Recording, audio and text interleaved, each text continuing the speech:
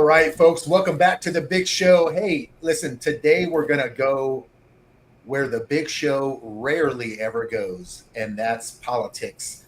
As many of you are aware, we just had one of the biggest elections of all time, and the aftermath is just really alarming. Too alarming, so alarming, in fact, that Dwayne and I said, you know what, we probably should talk about this one this Sunday. So here we are, because the aftermath really is, I mean, you can't turn on the news, you can't turn on the TV, you can't even turn on social media without hearing the aftermath of last Tuesday's election. It's what everyone's talking about. So Dwayne and I decided to share our thoughts and kind of report on exactly what happened a little less than a week ago and what the outcome was and how both sides are actually handling these results.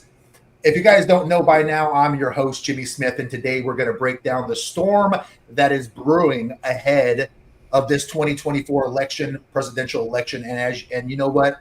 It's not just the economy shaking things up or campaign rallies filling with grand promises. The biggest thing we saw here is men. We saw men stepping up for probably the first time in a very long time. We saw men flexing some backbone for once and saying enough is enough to certain policies, to certain ideologies. And so what we're going to do, guys, is we're going to get into it with the first ever breaking news on the big show. And we're going to talk about how men determined this 2024 election, and they determined it in a very, very big way. Now, before I get too far into it, let me go ahead and introduce my partner in crime, but also a couple guys that you might be very familiar with, that you might know really well. First of all, we got Donald Trump on. We got 2D Donald Trump. Well, I know Donald Trump's head is big, but I didn't realize it was that big. So give it up one time for my co-host, Dwayne Ward. Dwayne, welcome back to the show. It's going to be a great year today. It's going to be just the greatest thing ever. It's the biggest show ever. Huge. And if you guys don't recognize the two guys down here, you guys know them, you love them. One of the best personal trainers in the north of North America. We got Esteban Lutz back, the author of K7, the K7 method. Esteban, good to see you again, man. How you doing? Rockin', man. Excited to be here, especially tonight. Yeah, I know that the four of us share a lot of the same ideology, so we're gonna have a good time today. And listen, you don't have to be from Italy to know this guy. He's the jiggle from Jersey, the little stick of dynamite. You know him, you love him. Boom, boom. You need him back. Give it up one time after a long hiatus away from the big show. Richard Massa. Rich. Woo! Don't know where you've been, but we're glad to have you back. Welcome back, my friend. Thanks for having me on. I'm trying to hold it down. Esteban has all the out of shape people up north, and I'm holding it down here in blood red Florida. We got that Mason-Dixon line. I go to the north side, he goes to the south side. We got the nation covered. Yes. So I'm holding down for the out of shape people here in Florida, in the O-Town, Central Florida. That's right. No gut is safe in America, because Esteban's got the north, Richie's got the south. They're both here to trim your waistline. And speaking of waistlines, can I go ahead and just dig on my co-host a little bit? Do you know that Dwayne has been working on his fitness for about a year now, and he's went from 270 something pounds to about 195 pounds. That's awesome. I'm going to go ahead and call it. There's a hold your applause, gents. Hold your applause. Because I need both of you right now to go ahead and dig on him a little bit. He already knows. See, Dwayne and I have become friends for so long. He already knows where my jokes are going. It's kind of Richie. I'm sorry. Richie, I'm sorry. I don't mean that he's friends as long as you and I have. Right. Damn it, I pissed off Richie. I pissed him off, Dwayne. Richie's unhappy. The tier's still going. Still going. The tier started at 2 a.m., November 6th, and it's still going right now. It is. I'm sorry. Richie gets very jealous about our friendship. Okay, so Dwayne and I have a friendship not nearly as vast and meanful as mine and Richie's friendship. Right. I don't like Dwayne nearly as much as I like Richie. Not nearly as deep as me and Jim's are. But guys, Dwayne has been working so hard on his fitness. He got down below 200 pounds for the first time in over a decade. And Dwayne, you want to go ahead and admit to what you've done? Want to go ahead and admit to the 2 personal trainers online? Well, unfortunately, I am a fan of the Rice Krispie treat. Actually, on my personal page, I've been sharing how I've been, making the product and everything. Yep. And I have gained like 5 or 6 pounds back. I'm hoping to, a good dump will get me back down under the 200 range. But I stepped on the scale this morning, and I am at the 200, 201 marks. But I made 2 batches about 20 minutes ago before getting on the show, which my wife, Brandy, is currently, I'm sure, scarfing on, so there won't be anything left. But, when you're a chef like me and know how to make product like I do, it's just, you can't do it. But, yeah, I'm expecting to get back to this level at some point. But, no, seriously, I am done with that. I know we're hitting the season and all that, but I'm to get back down below 200 and then start flexing it. So with RFK coming in, you're not Make going to America move up healthy as again, much. baby. That's what I'm here to talk about. Yeah. Now, don't worry, 5 pounds not bad, but just keep in mind, all the viewers, the average American gains up to 10 pounds from Halloween all the way up to January 2nd. And then all you people I'm above average. up on your drunken stupor and realize that you put on a couple of LBs on and you spend 3 whole weeks trying to get it off. So, Dwayne, we're not going to let that happen to you. Please. Yeah. Beat me, hit me, admonish me, yell at me. I've got to get back there. Yeah. Why don't we stop talking dirty and let's get to the show? All right. I love the energy. Yeah, so guys, and to the point you guys both just made, one of the reasons why I wanted you both on, and not only for your great commentary, but also because of RFK. I wanted to hear your guys' personal thoughts on RFK. So we have a segment later on in the show where we talk about the health of the country. That's good. RFK's direction and what his plans are, and I want to hear your guys' thoughts on hopefully the new direction of what the United States is moving towards. But going back to talking about this election here in particular, and specifically how men has really influenced this election, a lot of men, guys, and you know it because you've been hearing it on the streets. You guys have clients, you have customers. You're hearing it. A lot of men have been feeling uneasy about the direction America is heading, especially when it comes to traditional values. And the 4 of us have been talking about this on this podcast now for about a year. These are the things that have defined societies for generations, stuff like strong family ties and working hard to get ahead, being proud of your country, sticking to some solid age-old beliefs. But the growing wave of left-wing narratives in politics, many men in general are seeing them as pulling the rug out from under these particular American values. And think about how gender roles have been talked about lately too. Like what used to be considered virtues like strength and being protective, leading with confidence, are now sometimes being labeled as toxic masculinity. Mm-hmm. And we've talked about this toxic masculinity on a few times, the 4 of us has. And this shift has guys really feeling like being traditionally masculine is a problem rather than a plus. Add that to the push for topics like gender identity and anti-patriarchal views in schools, and you've got some real concerns that kids are going to grow up without the same fundamental principles that our parents and our grandparents had. And now it's not just schools, and it's not just campuses, it's politics now too. Yeah. Policies focusing heavily on social justice themes can clash with the ideals of personal responsibility and merit-based successes that we grew up with. And to many men who value these types of principles, it feels like the goalposts are constantly moving. They see more focus on collective social goals, sometimes at the expense of individual freedom and responsibility, values that to them are just the heart of what makes America, well, America. And this is why there's been a noticeable shift. More men I've seen are jumping into conservative movements. They're using platforms now to finally push back on the narrative. And it's less about party lines and more about fighting for what they believe are core stabilizing values that have kept society strong. And the worry is that these values are being sidelined or even painted as harmful values. And I think that's led to louder voices by men and stronger reactions from those who feel that they've been backed into a corner. So for a lot of guys out there, it's this election was not just about politics. It's a battle over what kind of society we are building and whether the values men hold close are still going to have a place in them. So let's talk about why men are shifting gears, how they're impacting the political scene, and what it all means for the future. We're tired of the shit. What's that? We're tired of the shit.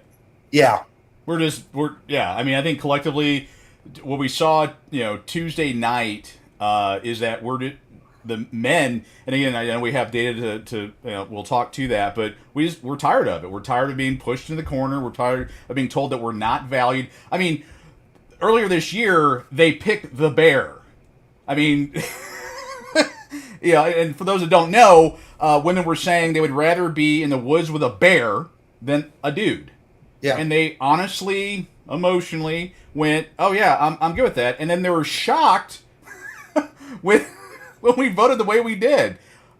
I think guys are just tired of the shit. We're tired of getting pushed around. We're tired of being told, we're not valuable. We're idiots. Again, we talked about this on media and everywhere else, but we're tired of being told that we're nothing. We're not important. We can't raise our kids. We can't do this. We can't, change a flat tire. And unfortunately, all these broads raising these kids, you're making them all into, little feminists that can't do it. They can't change a tire either. It's ridiculous. And yeah, Trump 2024. Yeah. You're talking about values, Jimmy, and I'm just thinking back when I was a kid, the morals and values were pretty uniformed for the American culture. So you had policies that were Democratic, Republican, left-leaning, right-leaning, and the policies either made sense or didn't make sense. And when you're young, you're liberal. What can I get away with? Let me push those moral lines or those value lines. But when the system breaks over so much that you're like, bro, you've got to stay in one place. I'm the one that looks to see how far I can stretch it. Then it's gotten the men to be bold. Like, no, that's unacceptable. Like, hands down, you've crossed the line. And as Dwayne is saying, you can call me weak so much, or that I'm toxic so much. Yeah. And we know that we're not, and we're seeing that with our families, with our spouse, within our community, within our workplaces. Like, you're yelling a certain agenda that's not real. So right. we get to be bold now. Well, what's funny, I got to jump in here, and Brandy's going to get pissed off at me. I know she is, but I don't care. So we're getting ready for Thanksgiving.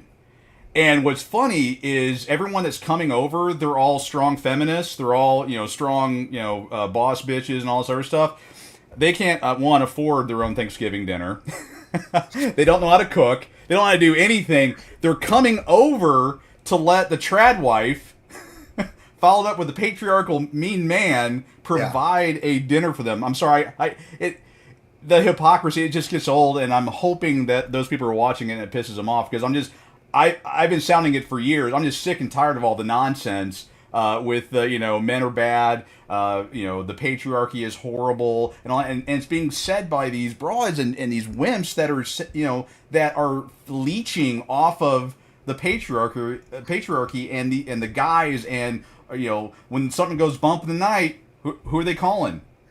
Not Ghostbusters. When someone toxic masculinity is what they're calling. Yeah. And then, when they can't figure out a counselor out there. Where's your counselor? We got criminals coming here. Let's get the counselor out.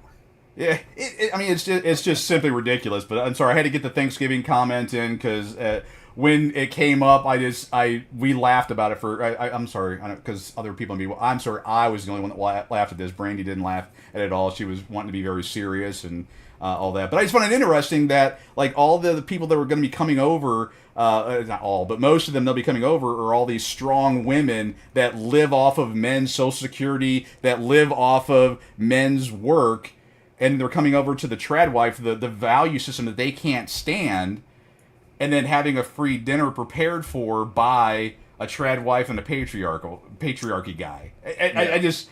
I'm tired of the hypocrisy. I mean, I want to call this stuff out. And other men, it looks like, are standing up. We're going to get into the data, but other men are finally, as you guys have all pointed out, we're just sick of the shit. We're tired of it, and it's time. I think now is the time to start getting it out there. And guys, generally speaking, we don't really speak out much.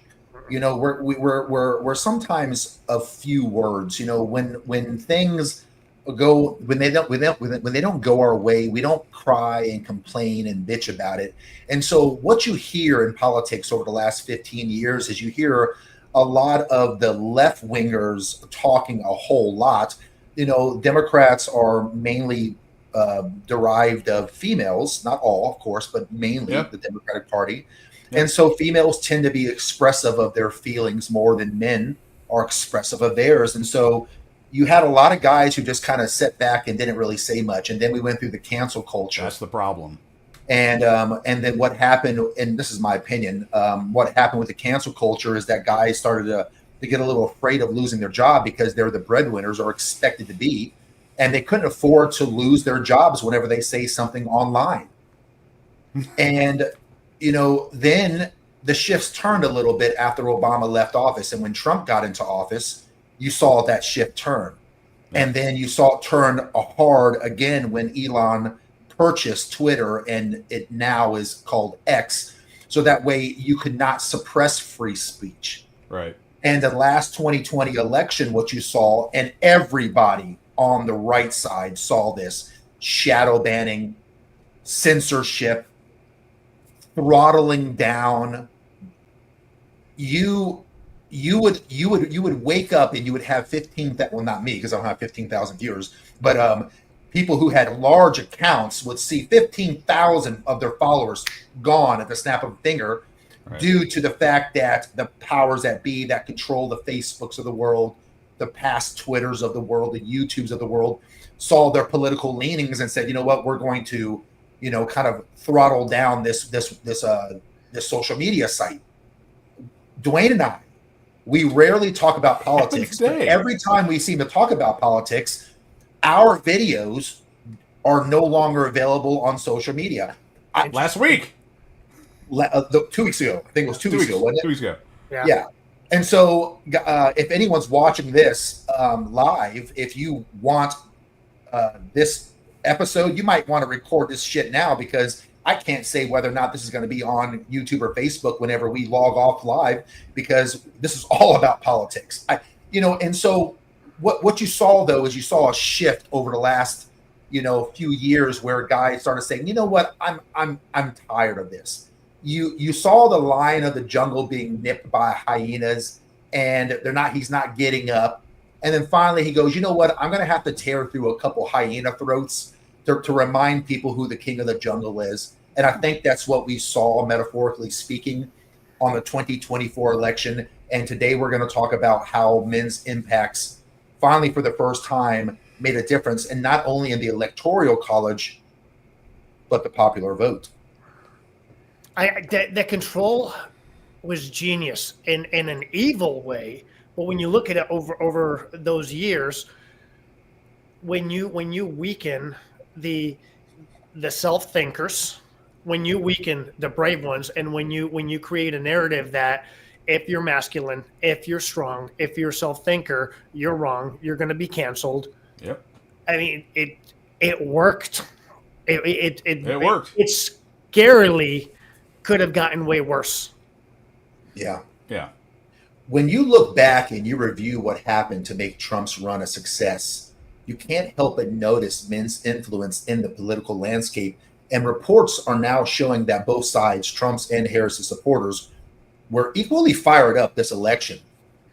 Around 66% of Trump supporters and 63% of Harris's supporters say that they were closely watching this election. That's a lot of people. And reinforcing that the stakes were sky high this time around. Men are especially taking a front row seats this time around, driven by the concerns over economic policies, freedom of expression, and cultural shifts that have, frankly, put these traditional values under fire. And in recent years, progressive politics, they've sparked debates over issues like gender roles, education, social justice. And as these ideas took hold, they began to face a growing pushback from men. A big pushback from the men who view them as a step too far. And that's what it is. It's a step too far. For many men, it's not about just politics anymore. It's about upholding what they believe are core American values, which are hard work, strong families, personal responsibility. And so the socio-political friction that happened, this resistance isn't just anecdotal. It's visible in the demographics fueling the GOP rallies and the conservative gatherings. And not only have working class men, especially Hispanics and whites, doubled down on their support for the Republican Party, but more affluent men have also shown discontent with the left-wing policies that we've been seeing. And it's clear when discussing issues like economic redistribution, government intervention, the cost of living. For anyone with a functioning brain in their head, you can clearly see that it costs way more to live than it did just 4 years ago. The left doesn't want to talk about the elephant in the room, but for the rest of us, life has gotten way, way too expensive. And let me show you guys something. Take a look at this. These are the prices under Biden-Harris administration. And this is going back from January of 2021, whenever Biden-Harris took over, to September of 2024. This is all within their realm of policies and influence. Overall, inflation's up 20%. Groceries up nearly 22%. Energy, 29.5%. Anyone try to get car insurance lately? You guys ever? Has anyone's policies lapsed over the last 6 months or a year? Well, then you felt the effect on that. Look at that, 57.5% increase. And who the hell can afford a house or afford rent in today's world? Rent is up almost a quarter, 23.1%. Guys, I'm not talking about the last decade. I'm talking about the last 4 years. Right. Men aren't just reacting emotionally. They're mobilizing with purpose. And think tanks and policy groups aligned with conservative and libertarian ideals have noted a surge in male participation. Men's concerns about raising inflation, job security, shifts in social policies, they've been backed by these statistics. And these statistics are revealing higher engagement amongst male voters compared to previous years. Guys are just caring more. And one of the most potent symbols of this shift is the stance on educational content. The uproar about what's being shared with our children in schools. The push against ideologies perceived as detrimental to traditional family structures have made headlines, with men in particular, championing policies that defend their roles as protectors and providers. Guys are done with it. Men are done with it. They're just done with it. And women are beginning to dominate the education system. They're dominating the educational system more than they ever have been. Men have sat back and watched these women, mostly left-leaning women, destroy and manipulate the educational system, the public educational system, I should say. Women tend to lean more Democratic than men. This is not my opinion. That's just simply fact. Yeah. Okay. And this has been increasingly evident in the recent years. According to data, approximately 56% of women identified with the Democratic Party or leaned Democrat, compared to 42% of men. Well, hold on a second, though. If you don't mind me interjecting. Go ahead, What's buddy. funny about all that is 52%, especially white women, I don't know if we're going to get into this stat, voted for Trump. 52%. So more than half. That really shut down the left. They were in utter shock, and now they're calling white women misogynists, which is crazy.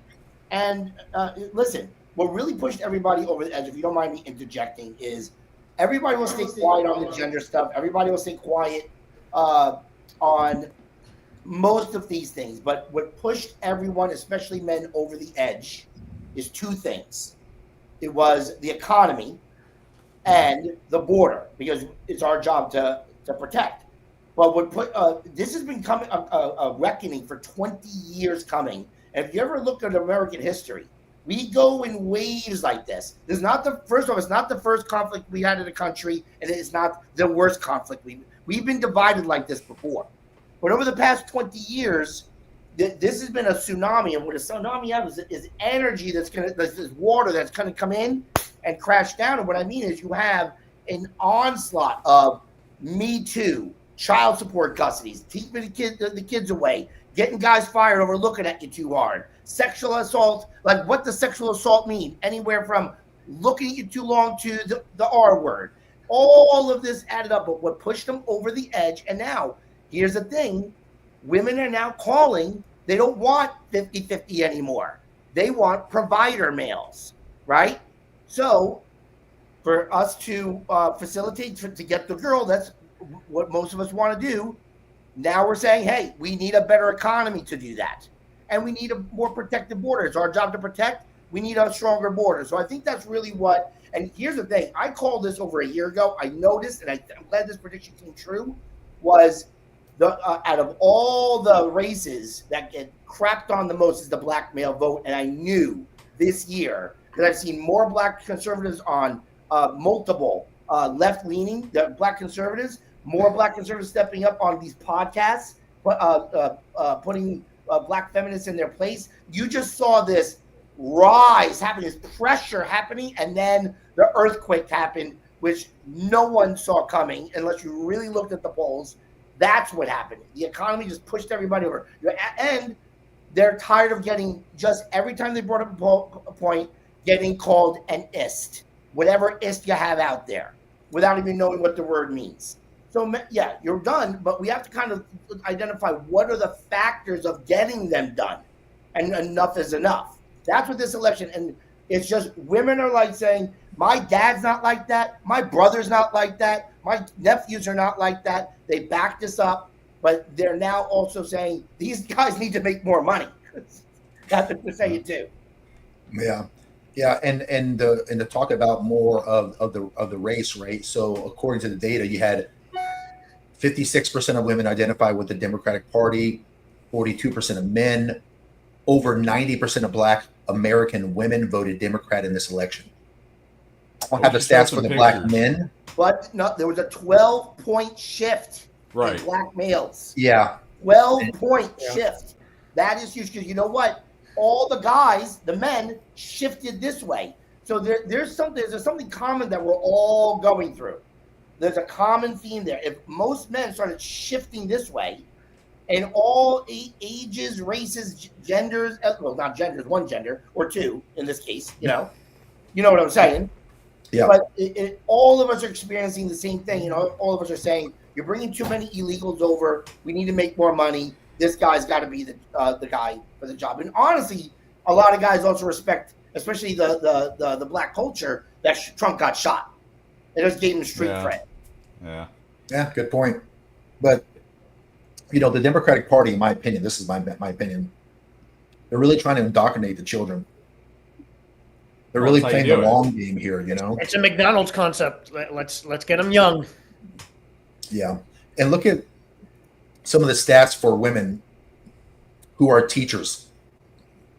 You're looking at elementary school, 80%. Secondary schools, right under 60. But basically all grades, no matter what, women are increasingly going into education, and you're over, let's call it 75%, according to this survey. 75% of, no matter what grade it is, are women are teachers. And so they're dominating. And when women are traditionally voting Democrat, This is why I think there's a big push for that. And here's how. And there's a source at the bottom in case anyone wants to fact check this. But I mean, the gold bar is females, the blue bar are males. This is the proportion of teachers by gender and educational level, and this is about 5 years old too. It's even more so now than it ever has before. And with the increasing number of women entering education, what you get is an increasing number of far left thinking that enters it as well. And most Americans, especially conservatives, they don't agree with how our public educational system or our colleges are teaching children. If you're over the age of 35, then you don't even recognize the public school systems or colleges anymore. They have largely turned into nothing more than an indoctrinational camp for left-wing ideology. And this election, men have largely stepped in and said, I'm done with this crap. No more. And men's involvement, along with conservative and libertarian, I'll count them in too, minded women, conservative and libertarian minded women, together we have spoken loud and we've spoken clear to the distaste for this indoctrination of our children. So Dwayne and I were talking a couple hours back. He shot me over some stuff about not Rice Krispie treats. Yeah, I didn't get any of those. He ate all those. Yeah. But we were talking about how important it was for men's votes, the voting for men to finally step up and actually grab their sack and go to the polls and actually do it. And Dwayne, let me show you what Dwayne has sent me over. Let me present my screen real fast. Not the clown porn that he sent over, but the other stuff. Yeah, don't show that stuff. Yeah, that's our private stash. Oh, what the hell's he doing there? He's doing the. So this right here, guys, everyone's pretty familiar with this. It's been roughly 5-6 days since the election. This is basically the results of the 2024 presidential election, with Trump winning 312 electoral votes and right under 75 million overall votes to a right under 71 million overall votes for Harris. This is how the country looks after all the votes are basically counted. But you guys want to see what it would have looked like if men did not vote and only women voted? This is how it looks like with men and women voting. But if you only let women vote, this is how the election would have turned out. Repeal the 19th. That's how it would have been an absolute landslide, a slaughtering of by the Democratic Party. This is why it's so important for men to vote. It went from looking like this to could have looked like this. And Dwayne, you want to walk us through these stats right here?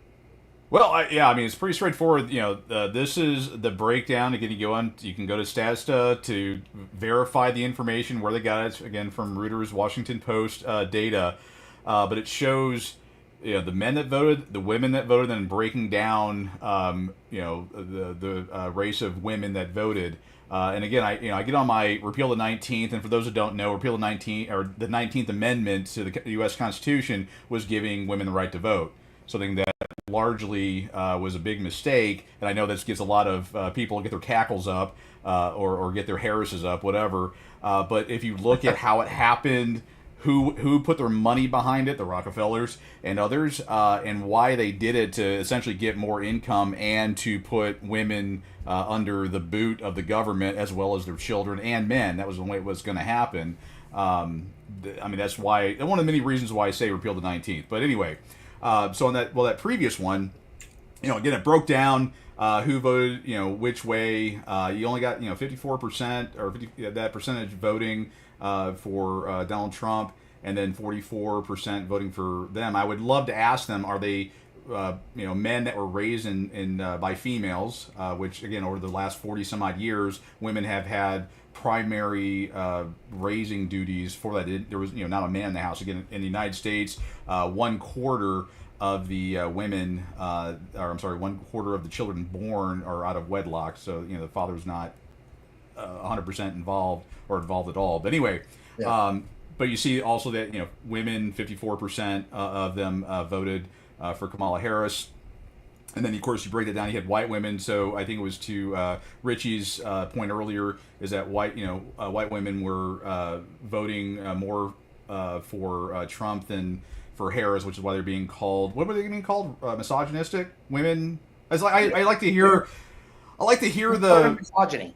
Yeah, what's the two words that don't make sense in there? I can't remember that big word for it. And maybe Jimmy can chat GPT for it, chat GPT it for me. But but they're calling women misogynistic, which is great. But you have your Hispanic women. There was actually some movement there, but black women, again, they're the ones that have suffered. I would say suffered the most in the United States under the destruction of the family unit. Was it 4 out of 5 children born to black families, and I say families tongue in cheek, are born to the father's not involved. They have been decimated by the government program and the women back in the late 60s, early 70s taking that government money and kick the husband, the man out of the house. And I always say it, and I get called a racist usually every time. So hopefully, if we can get someone out there in the comments to call me a racist right after I say this, because it usually happens every single time. But before 1969, before no-fault divorce and the government programs that kicked men out of the house, the black family was hands down the strongest family unit. The most conservative family unit. Yes, conservative, hands down, nothing else. And I'm waiting for a comment calling me a racist in 5, 4, 3, 2, 1. Oh, wow, they must not be on. Okay, I'll move on. Yeah, it's funny. Every single time I state facts and data and stuff, and people, of course, can't deal with the data, I get called a racist, a misogynist, all the typical names. All right, I'll move on here. I'll get off my soapbox there. But on the key demographics, so it shows here, male, female, it's kind of the same numbers. The race breakout, and then of course the age. Now I think it was Richie talking about this, or we'll say the guy no longer in his chair, that older women, for some reason, they have started supporting. They went Republican more so than the younger women. That needs to be broken out more and discussed. But what I did find interesting is that the younger crowd, I think there maybe even is a change there. I need to break those out with what has happened in previous years. But it seems like older women are actually supported Trump more so this go around. But you wouldn't see it on social. You wouldn't notice it on social media. On social media, they were out in force that Trump's a bad guy. He's going to destroy this, the Project 2025. He's taking away the right to murder kids. All that stuff. But I mean, the data is the data. I found it interesting the college education, which shows the kind of the indoctrination that women that were college educated voted less times for Trump than no college degree, which then supports Jimmy's argument. Looking at the data, that once you go into college, they're basically indoctrination farms. Women are more susceptible to being fooled. Go back to Adam and Eve, and then you'll see that. But yeah, this is kind of this is the breakout on who voted for who and all that, which is why I go back to repeal the 19th. But anyway, so what's this one about? Oh God! Oh, go get me lit up here. So get this. Yeah, this That's was Florida. Actually, you know what? Let's let Richie. Are you familiar with this story? This should piss you off more. Okay, so this wonderful piece of this wonderful employee of FEMA, basically, and you'll see the email over on the right that said if someone has been impacted by the hurricane and everything, if they have a Trump or Vance poster on their house or out in their front yard, to skip over them. Now she has been fired because she's a lackey. I mean, they're not. This went up higher than just her level, I'm sure. So they had to fire somebody, but this is actually what happened. She was telling people, telling the people that were going out to deliver, health care or whatever was happening during that hurricane. But she was saying that if you're a Republican, if you're voting for Trump or Vance, to just skip over your house. So, yeah. Unbelievable, dude. Want to throw it, yeah. I figured Richie, you'd be pissed off about that, or you would. It doesn't really, something like that doesn't really make me upset because I'm not surprised. Yeah. Because, that type of discrimination happens between religion, politics, race, and to pretend it doesn't still exist or can't happen on either side. But here's what's good about it. All those people that did that is now, look at, she got fired.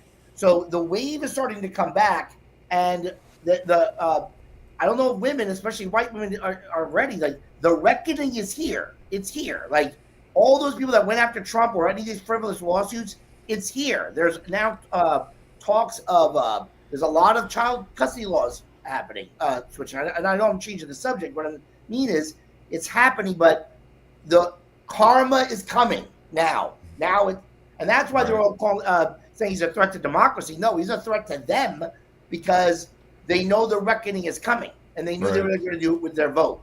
So that's what I mean. It doesn't shock me. It does not shock me whatsoever. Okay. I was a little ticked off personally, but yeah, you're right about Trump. He has said that day one he's planning on banning the trying to find the right words. I know we're on Facebook and all that. Transgender hopefully doesn't get us locked out, but he's basically going to end the transition. Which right now, Jeff. Oh boy, I'm getting old. Joe boy. Jeff James. I'm trying to remember all the those name. Rice Krispie treats. Freaking That's what it is. Oh God, I cannot believe I forgot. Oh, I can't. Yeah. Anyway, Jeff, he's been battling. His son James has been moved from Texas to California, and they're trying to transition him.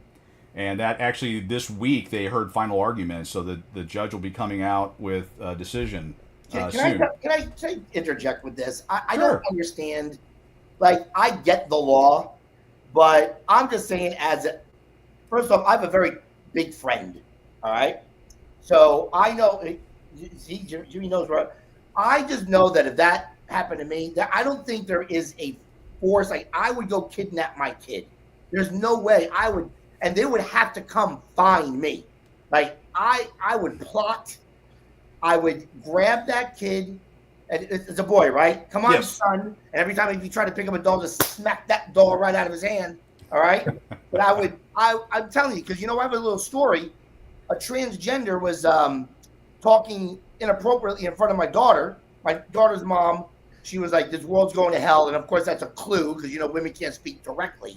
That's right. why okay, what's wrong? And she's telling me how there was a transgender in the kids club talking about how they could tell that they're uncomfortable with his tits. Can I say tits on here, right? If not, you already did. Right, tits. All right. We're about to find out. So I went, where's the gym? I just went and I talked to the manager. First, I was going to try to intimidate the manager, but he was much bigger than me, so I couldn't go that route. All right. Right. Okay. But it doesn't mean, like I said, can we go talk to the kids? It doesn't mean I wasn't going to say anything. I just couldn't be as aggressive as I would like to be. So you have to use a second tool. It's called charm. But I did say, listen, I told them what happened. I was expecting pushback. But I said, hey, listen, we have two options here. Because I'm Italian, I give two options. Option A is you guys handle it. Option B, I sit in that chair at the front desk until this person shows up, and I'm going to handle it. Because you're not going to talk like that in front of my little girl. And he says, sir, we'll handle it. And I was pretty shocked that, and I got a call from the corporate office apologizing because I was like, how many of these people can there be? What, two? I'm going to, handle it. And they apologized. But the fact that happened, and actually Dad just not letting it happen, but not just taking more measures, I would say, for fear of the law. Like, I'm not scared of getting arrested. So I just don't understand. Like, that doesn't resonate. I kind of get it, but I just think we got to sometimes take more heightened measures. Let's put it that way. Yeah, I'm surprised. And Jeremy B, a little ode to Jeremy B here. Thank you it was Jeff Younger is the guy out of California. And again, it was just it must be the Rice Krispie treats. But no, I mean, the thing is they're using the laws. Like right now in California, they have, I think it was 1955. I get the bill numbers messed up, but they have stuff there that if your child wants to identify a certain way, the schools, going back to Jimmy's point earlier about how the schools are really pushing a lot of this stuff, they have it to where the parents can get charged for abuse. I mean, the laws that they're putting out there are meant to destroy families. And that's in California, right?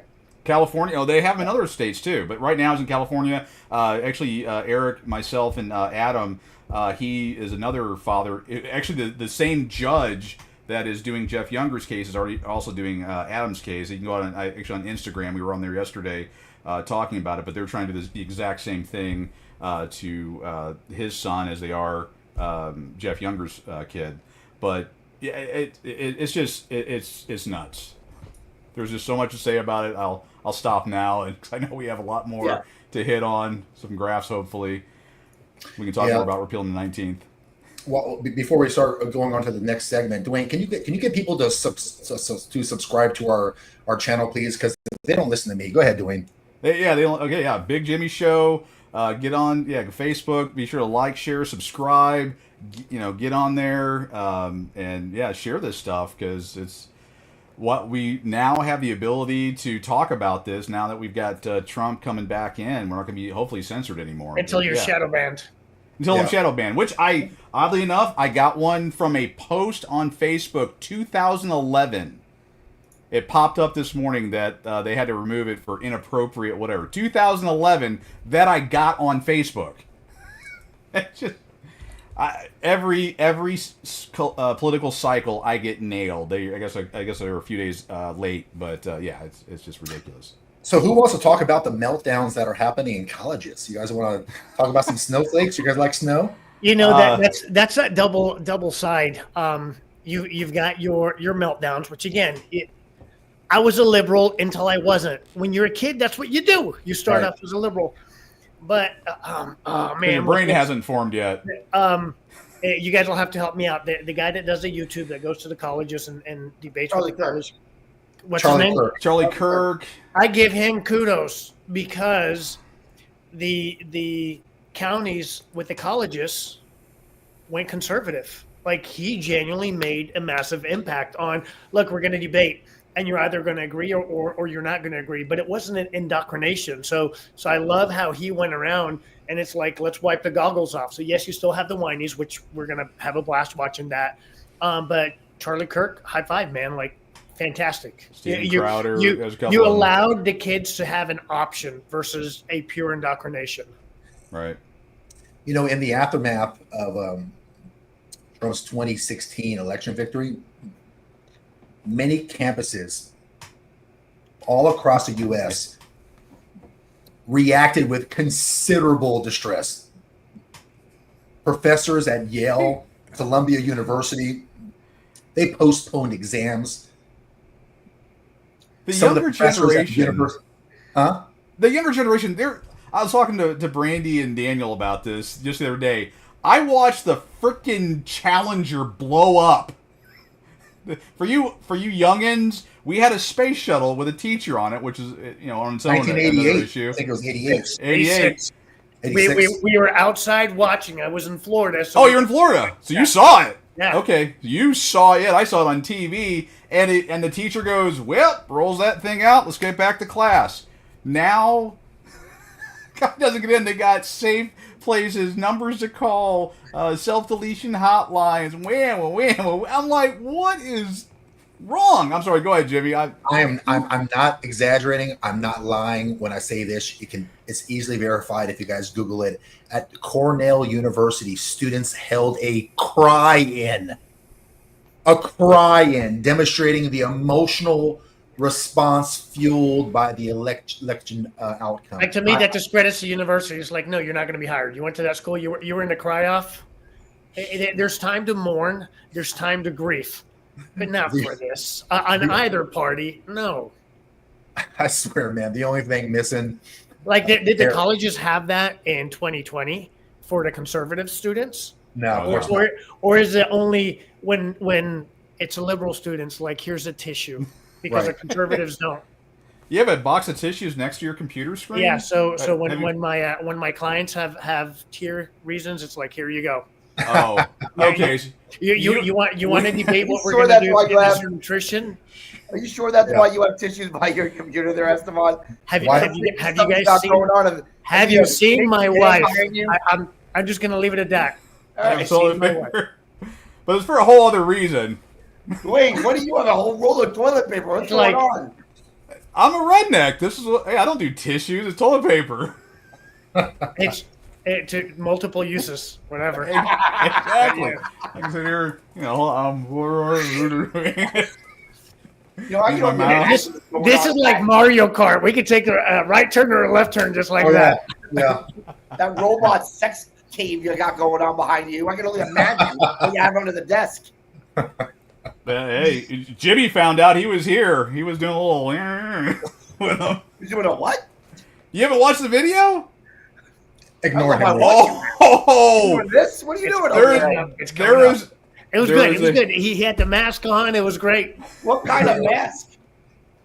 What? Let me tell Yeah, you something. those are actually full-size masks that you can wear. See, that's what. So on YouTube, that's when you put the replay. So if you really want to watch what Jimmy did with the toys, make sure to click here. Yeah. True.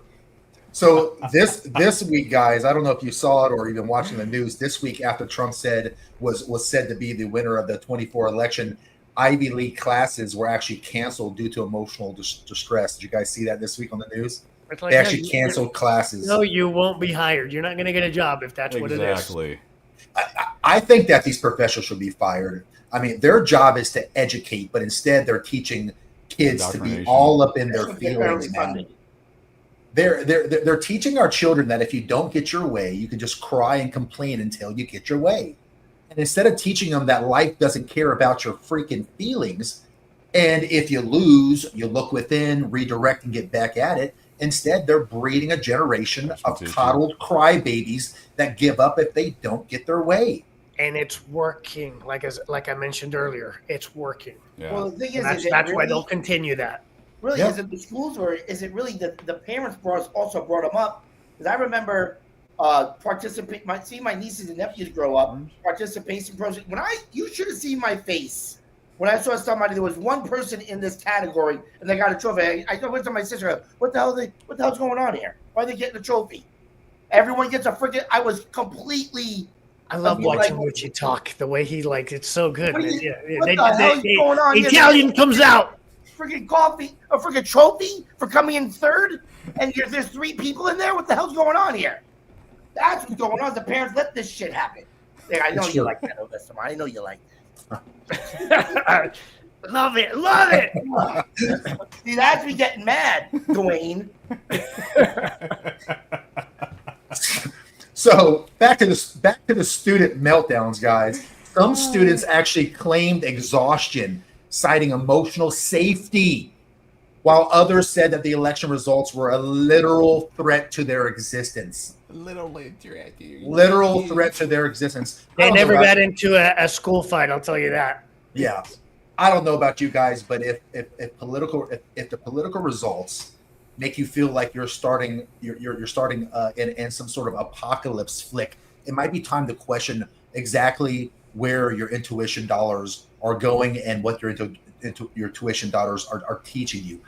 Because let's be clear, no matter who wins, including this last week when Trump won, the next day, working Americans from plumbers to ER nurses wiped the sleep from their eyes, and they went on through life without a second thought.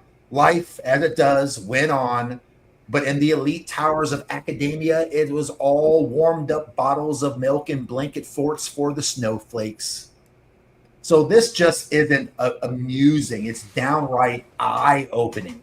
It's a reminder on how generations schooled on microaggressions in safe spaces weren't just surprised by Trump's win. They were floored by the win.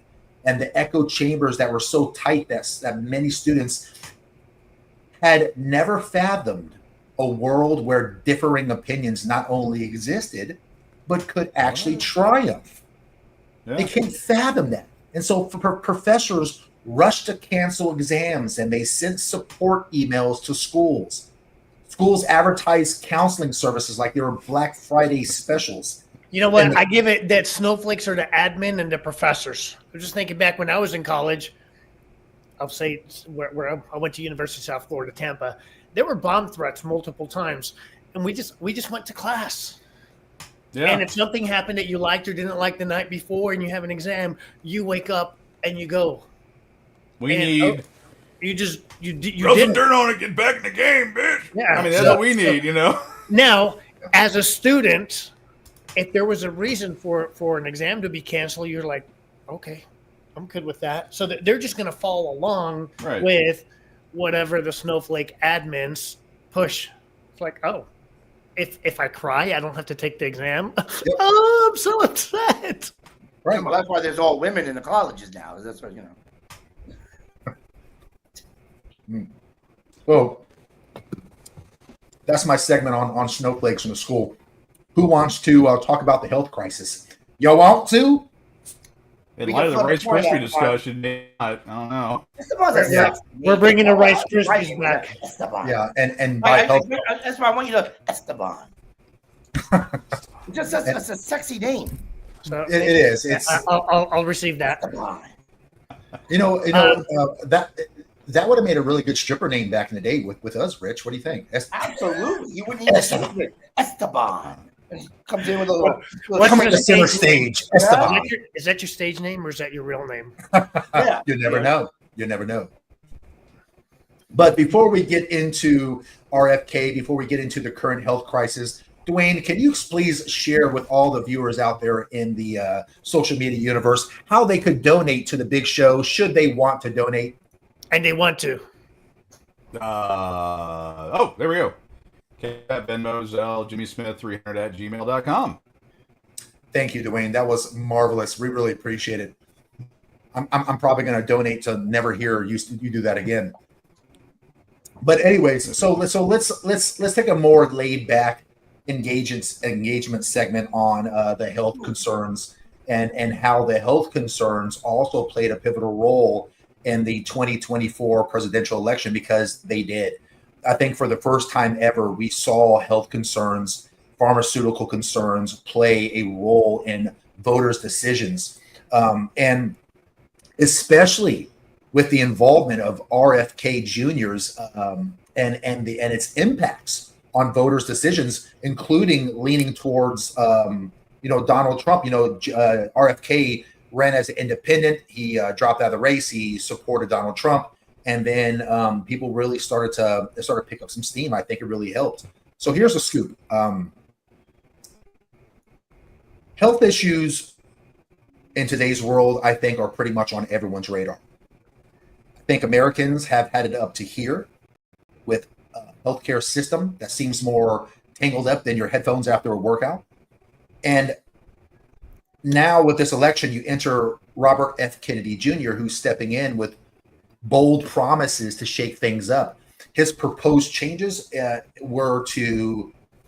talked about gutting federal health agencies like the CDC. He talked about gutting agencies like the FDA and tackling what he sees as corporate corruption and wrapping up vaccine scrutinies. And his plans just aren't for show. RFK's plans, they've got people thinking for the first time in a long time. Many voters see his approach as a serious pivot from how health policies has been handled in the recent years. Trump's promise to let Kennedy go wild, it speaks to those frustrated by what they feel is bureaucracy and how there's a system more concerned about red tape than results. And so when you think about the general sentiment out there, I think Americans' views on the healthcare system show widespread dissatisfaction. As a matter of fact, when I dug into the polls for this podcast, here's what I found. I found that 70% of U.S. adults believe that the system is in crisis or has a major problem. High costs are a major driver, with nearly 50% of adults reporting struggles to afford healthcare, including the very basic visits on prescription medications. And over 21 million Americans are currently uninsured. And there's millions more who face medical debt even with insurance. Reports are showing that the U.S. spends more per capita on healthcare than any other developed nation on the planet, close to about $12,500 annually. Yet outcomes often lag behind countries with more efficient systems. We are 4% of the total world population, between 4 and 5%, and we're consuming, I'm going to use that term, 80% of the world's pharmaceuticals. So 4% taking 80% of the drugs. Yeah. Something's not adding up there.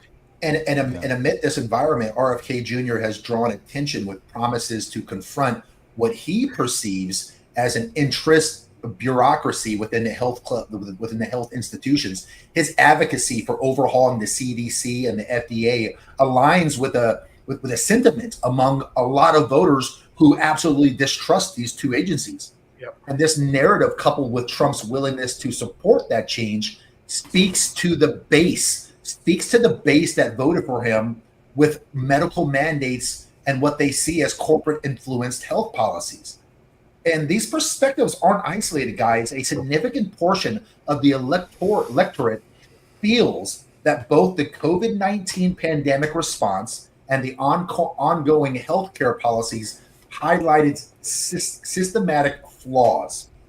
And for men and women prioritizing traditional values, backing a candidate promising these kind of bold reforms like Trump and is with RFK's ideas, it presented a beacon for a return for a greater healthcare autonomy and transparency. People were really focused and interested on reforming this shit show we call our healthcare system, because dissatisfaction with the current system landscape is not just political chatter. It's a key issue that shaped a lot of voting behavior this election, showing how deeply it impacts almost every person, everyday Americans. So why would Kennedy's involvement drive support for Trump? It's simple, guys. I think that a lot of people feel traditional health practices and freedoms have really taken a back seat. I know Esteban and Richie agree to that. The idea of administration that flips the current system on its head has stirred support from folks tired of feeling like health decisions are made over their heads. And I think that people rush to the polls to show their support on gutting out a lot of these federal agencies. Yeah. 2024 health policy discussions feel like a full contact sport in some discussions, because it kind of is. RFK's plans, it has introduced a new wild card to the presidential mix. I know I was excited about it whenever I heard it. And stats show a significant erosion of trust in the U.S. healthcare system. A survey published by JAMA Network Open found that the percentage of Americans who trust their healthcare providers dropped from 71.5% in April of 2020 to 40% by early 2024. And the key reasons for this decline concluded perceptions that healthcare is driven more by financial interest than patient care, experiences of poor quality care, external influences, and pharmaceutical companies or government agencies. People just don't trust our healthcare system anymore. Yeah. So what are your guys' thoughts about this? Are you guys in agreement to this? Are you in agreement with what the populace is saying? Do you guys trust our healthcare system? Do you trust our pharmaceutical companies have our best interests? Fart after 40. Esteban, I'll start with you. No. So I'll go with RFK. The one thing I love about RFK is his message is consistent. Whether he was part of the Democratic Party, independent, or now, I don't know if he switched to the Republican Party or if he's still independent, but his message was the same. So you're like, so you know what he's going to bring to the table. That story has been consistent, through his career. And my experience shows that these large agencies do not have our best interest in mind. And it's those agencies have indoctrinated the school system to where you have professionals coming out practicing only what they know when it's either the medical practice or in Richie and I's profession, doing nutrition and doing fitness. We only know what we know that we've been taught. Yet through years of experience and expertise, although there's literature showing against it, it's not put in front of us. Although there's literature showing there's healthier ways, it's not put in front of us. So without a doubt, I am a fan of pull it apart and let's put real real information out there to where our foods aren't poisoned to the point where it pushes us to lean on pharmaceutical intervention, because that's really what's going on. And RFK does a great job of highlighting it's like the foods have literal poisons in it. Monsanto had an $11 billion settlement in 2020. You don't hear about that because there was a settlement proving that the glyphosate caused cancer, leaky gut, hormone disruption.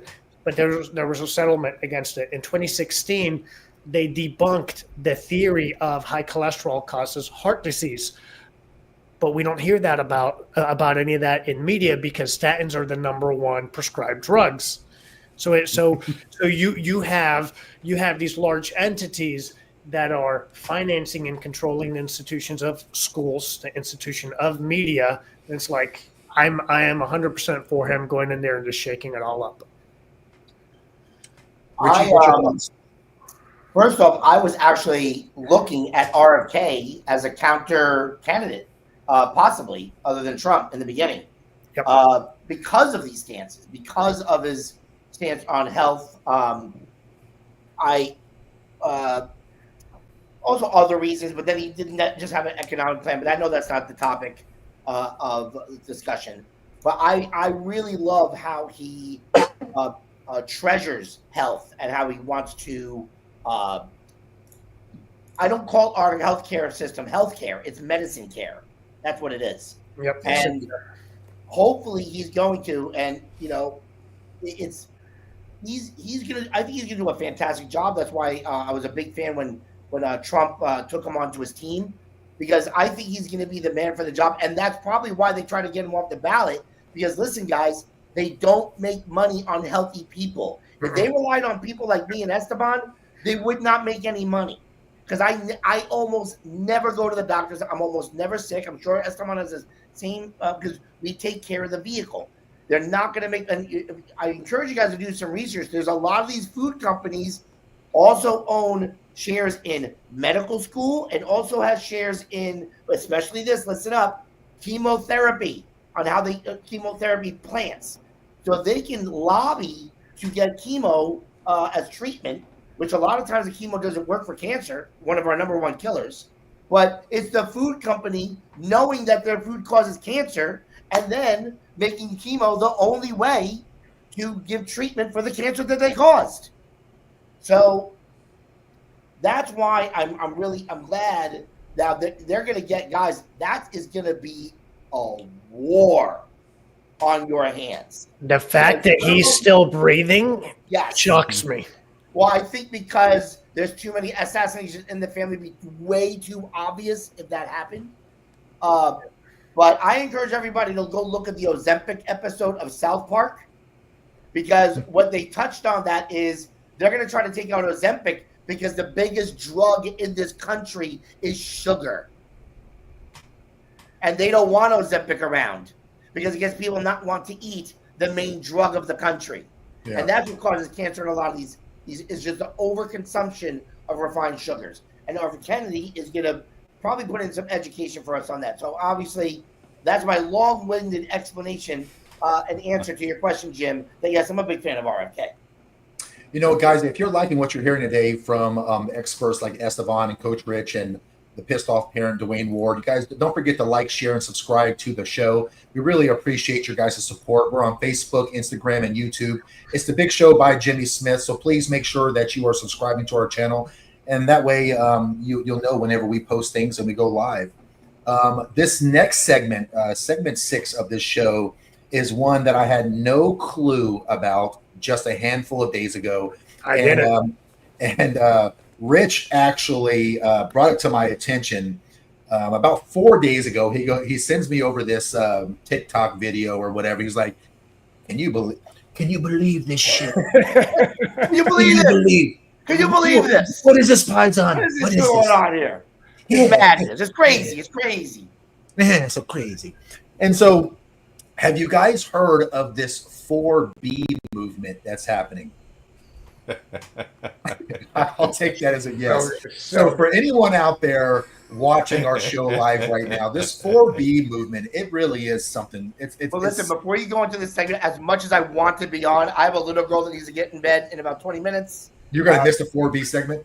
I can stay on for a few more minutes, but I got to get her to bed because she's out there watching The Greatest Showman. But I'll stay on for a few more minutes on my thoughts on 4B. Okay, so I'll get right to it then. So this 4B movement is a growing phenomenon among women. It started off in South Korea. Specific women. Yeah, fair enough. Fair. You're right. Left-leaning women, not women in general. Not just left-leaning women. So we'll keep going from there.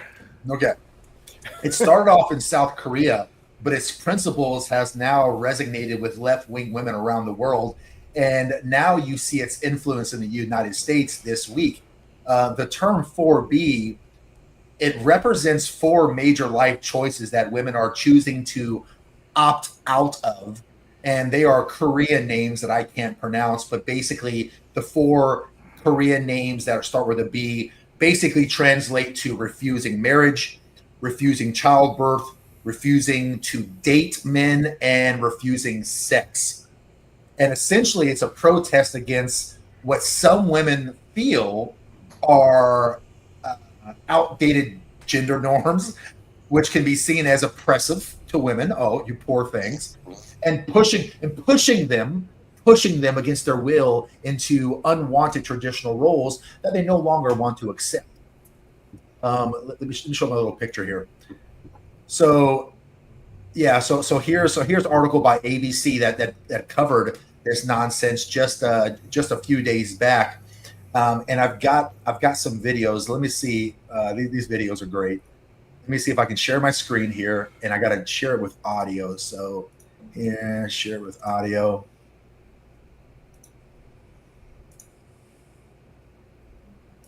No sex with men, no dating men, no getting married to men, and no having children.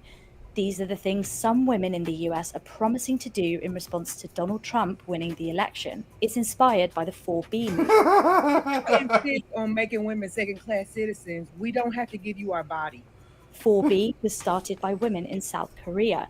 It's a feminist idea guided by 4 Korean words beginning with B. Byeon means no heterosexual marriage. Bichul-san means no giving birth. Byonye means no dating. And Biseksur means no sex. The women in the movement say it's a way to fight against the patriarchy and misogyny, and that's why women in the US, who are worried about what could happen to abortion rights and reproductive freedoms under Trump's presidency, are signing up. They say it's a way to protest, keep themselves safe, and take back control over their bodies. We have to take it back by limiting who we give our bodies to. And with all this talk of reproductive rights, it's no coincidence that Handmaid's got to the top of Amazon's best-selling books list since Trump's re-election. Trump said he won't make abortion illegal nationwide, but he has supported individual states bringing in their own bans. Do you think the 4B movement will take off? I hope so. So I'm all for it. Go ahead, girls. Well, so basically what Trump has done is brought back traditional values to the United States. Yeah, and preventing far left-leaning women from not having kids. And also cutting down on abortion because these baby killers just, now they're not having sex so they can't have abortion. So another Trump Yeah, win. number one, who's lining up to date you or more? Just curious. So if you don't want to date a man, okay. If you don't want to have sex with a man, okay. If you don't want to have unmarried sex and kids, okay. Like, I'm supporting you. Your 4B movement, you got my support all day. This is why you don't listen to women. Notice how I'm the only one that doesn't say stuff like that. You're right, Esteban. I'm like, this is why. I listen to my wife. She's wisdom. Goofy. Just that's what I love them. These are girls that don't have a dad. Yeah, my type. And they're not in. They haven't experienced a real relationship. Right. Well, it's also what's funny is they're playing in to what they've been saying. Like, hey, maybe not have so many. How much can I curse on here? Don't. Go ahead. I mean, this episode is likely going to be taken down anyhow. Maybe the abortions will go down. You realize probably they have not so many dicks, and like not so, and now like, oh, I'm going to square off dicks. You're like, having body counts is not a good thing. So you're gonna have less bodies.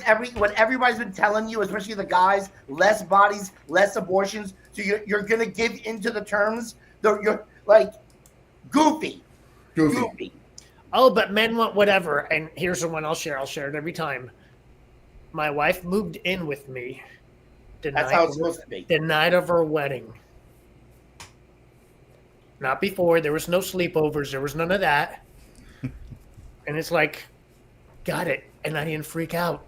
I didn't have control. It's like, girls, if that's what you want, high five. You got my support. Go for it. Yeah, I just don't get, and it's always the undateable ones that are making these demands. Yeah. That's why A says it best. Like they're shaving their heads now, and your you're terms like, are acceptable. Your terms are acceptable. Yeah.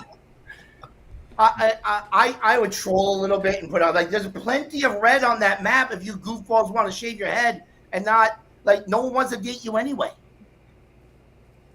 These are the fours that are saying that if you're showing up that way, your pickings are going to be slim. It's like, oh, we've got these bottom feeder men.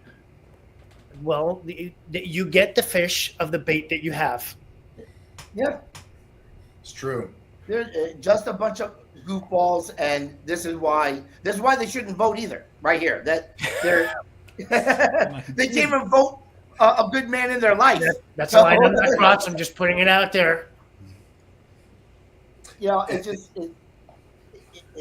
like I said, it's just funny how they almost like copy the traditional values, but it's in rebellion. It's just none of it makes sense. And then I honestly think, listen, it's just they just want attention to their views. It's that's the desire. I want somebody to want me. I want somebody to court me, to date me, to marry me.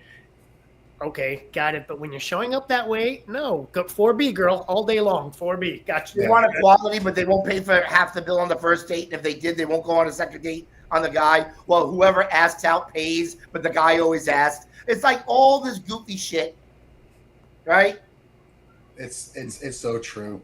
And so, you know, with all these that we've talked about today, guys, I mean, this election has been a very I know. divided election that it's been a very divided election that these topics, whether it's health, whether it's the college indoctrination, whether it's pharmaceuticals, whether it's crazy goofiness like this 4B, whether it's family values and traditional values being flushed down the toilet, this is why men overwhelmingly turned up to vote this time around, guys. And you're seeing a very big divide in women also, where you've got the goofiness of the left, and then you've got conservative women on the right-hand side, and there's not really a whole lot of middle. The middle's kind of going away a little bit, but you know, there's another. I want to show you guys before we end the show. I want to show you guys something else that I pulled up here too. Where is this? It was campaign spending. Did you guys see the spending on the campaign? You guys hear about that? So you know, I'm not saying that the Democratic Party thinks that its constituents are a bunch of idiots, but I tell you, if they do think they're idiots, they would do this in kind of indoctrination exactly how they're doing it. They're so arrogant. The Democratic Party is so arrogant this past few elections that they feel that they don't have to adapt, they don't have to change, they don't have to do anything. And the amount of money that they spent on this campaign, this failing campaign, was astronomical. And let me just show you what I mean. Let me present this right here. Take a look at this. Here's the campaign spending. Trump raised $381.5 million. He spent $345.5 million of that money. Only $10.5 million was spent on staff for this entire election. The Democratic Party raised 3 times more than that. They raised over $1 billion. And you want to know what they spent? They spent $1.37 billion. They're actually in debt. And Kamala spent $582.5 million on staff.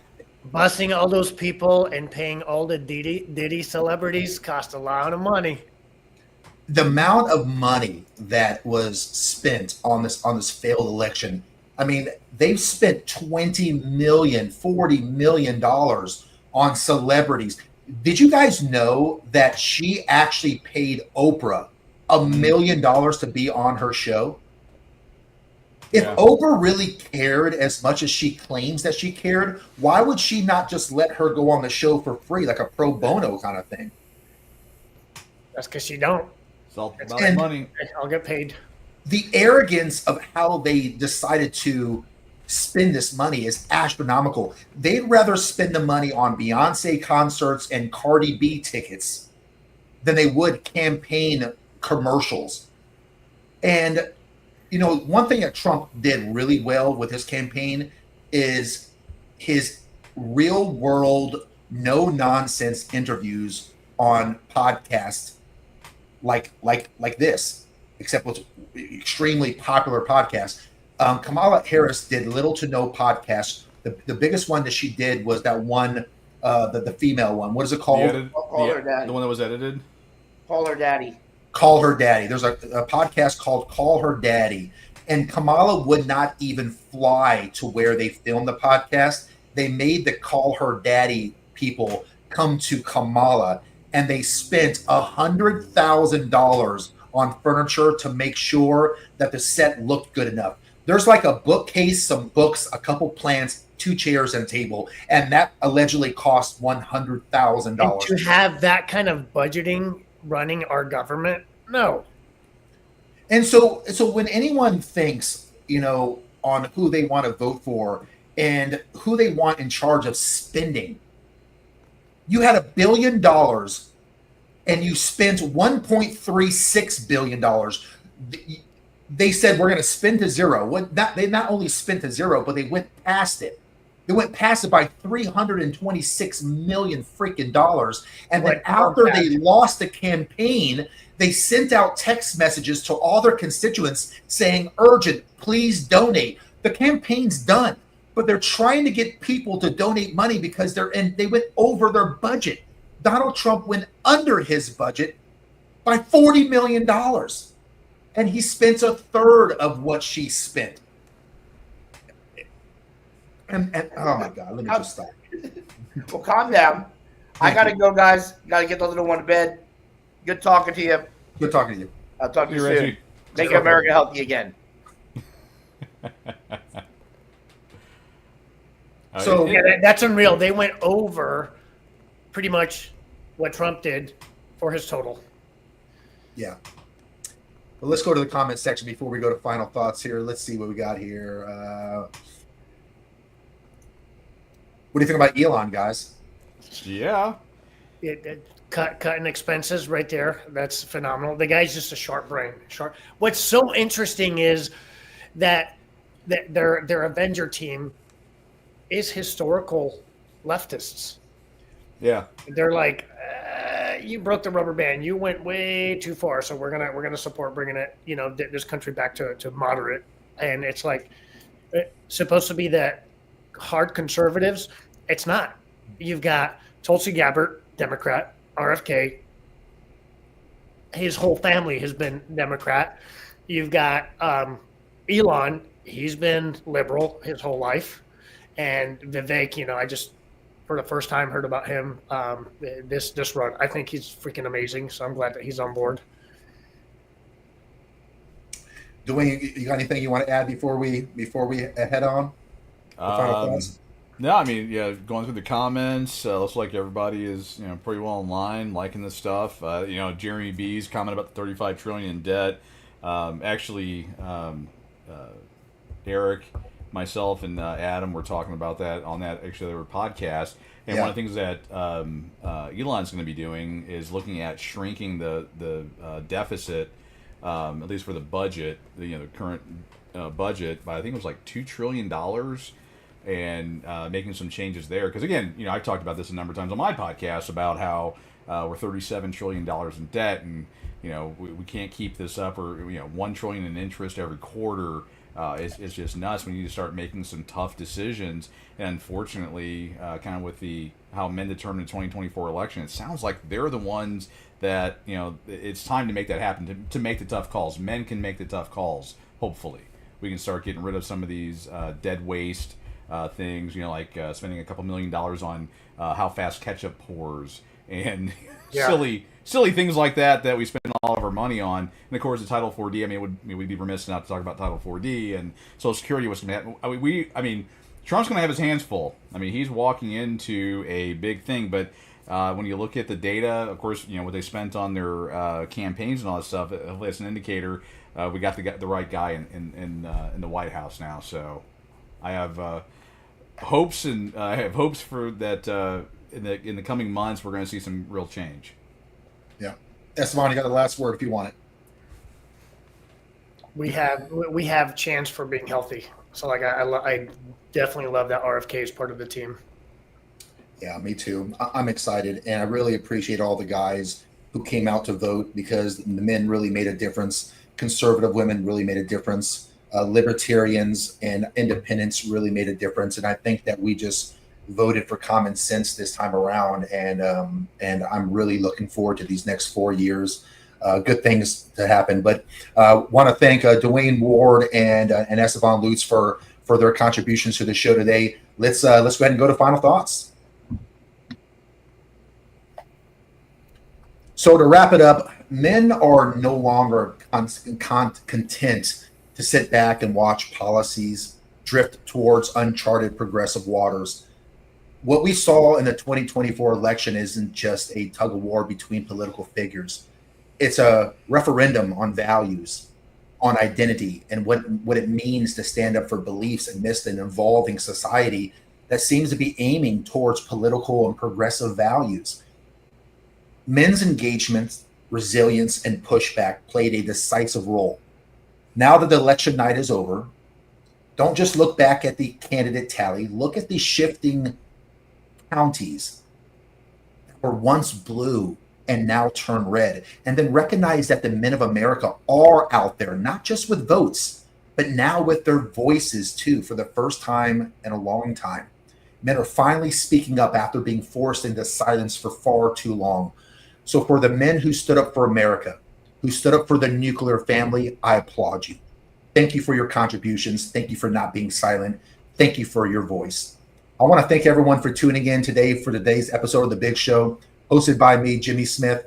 On behalf of my host, Esteban Lutz and Dwayne Ward, we really appreciate it. You guys keep pushing to be the very best version of yourself that you can be. We'll see you guys here on Dad Talk Today and The Big Show by Jimmy Smith every Sunday, 7 p.m. Eastern, 6 p.m. Central. Until then, you guys have a great time. We'll see you guys next week. So, yep.